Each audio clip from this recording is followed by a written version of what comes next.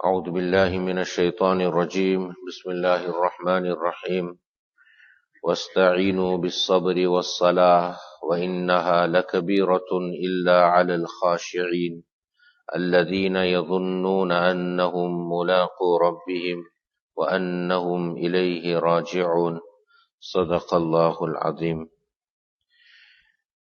Few ayats before, Allah Tabaraka wa Ta'ala addressed وَأَقِيمُوا الصَّلَاةَ وَآتُوا الزَّكَاةَ وَارْكَعُوا مَعَ الرَّاكِعِينَ. And here Allah Tabaraka wa Ta'ala says, وَاسْتَعِينُوا بِالصَّبْرِ وَالصَّلَاةِ. There are two root diseases inherent in man. One is love for this material world, love for wealth.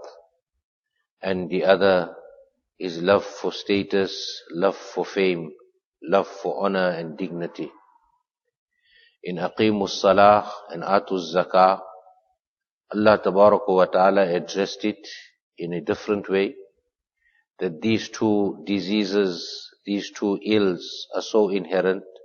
And then when we reflect and we look at the address that Allah is giving the Bani Israel, we should not be deluded by the fact that this is only for them, but this is for us, the ummah of Rasulullah sallallahu alaihi wasallam and the whole of mankind. That when a person begins to perform his salat the way that salah is supposed to be performed, inna salata tanha anil fahsha'i wal munkar, that salah then eradicates, it removes indecencies, it removes all kinds of sins.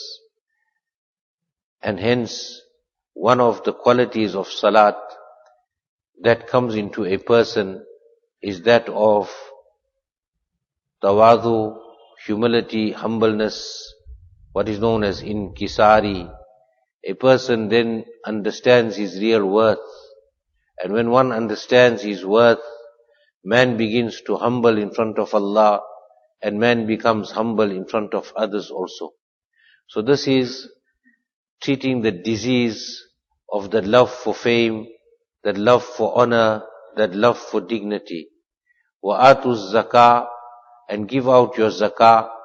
The love for wealth will somewhat diminish within a person, because now we are giving out, and then we will acquire that quality of relationship between us and Allah and the desire for akhirat. Similarly, here Allah subhanahu wa ta'ala addresses our diseases in a different way. وَاسْتَعِينُوا بِالصَّبْرِ وَالصَّلَاةِ. Seek assistance in sabr. A great injustice is done to this word sabr when it is translated only as patience. And really, it is our own inability and the inability of the English language in comparison to that of Arabic, that we cannot just translate it in one single word. But when we look at the definition of sabr, we look at what the Sharia speaks about sabr. Sabr, we had spoken about this before also. The sabr is divided into three different categories. One is ala-ta'a, that a person needs to persevere, a person needs to endure on the ita'at and the obedience of Allah Tabaraka wa Ta'ala. Enduring on the obedience of Allah, persevering on the obedience of Allah, unwaveringly. In other words, whatever the commands of Allah be, we fulfill that. That is a great form of sabr. Number two, anil ma'asiyah, that a person abstains, refrains, constrains oneself from the disobediences of Allah. Whatever the disobediences of Allah be, to keep away from it requires this restraint. And hence, sabr is also to restrain oneself. So on the one hand, to endure, to persevere. On the other hand, to restrain oneself is also sabr. And then the third type of sabr is what we would generally classify as sabr. Indal musibah, indal bala, when a person is afflicted with a difficulty, something is overwhelming, a challenge comes in the face of a person, and then at that time to practice patience. So that is just one part of this word sabr. So here Allah subhanahu wa ta'ala is saying, wasta'inu, seek the assistance, seek help. Whose help?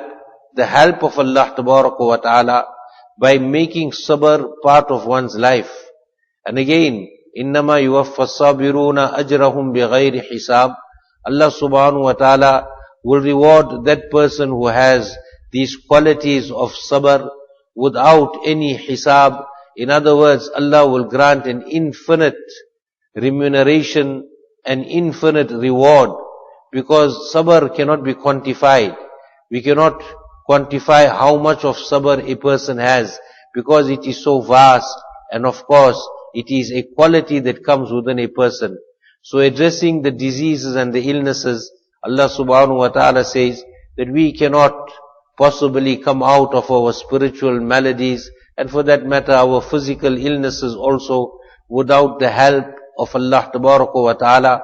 What is going to draw the help of Allah subhanahu wa ta'ala?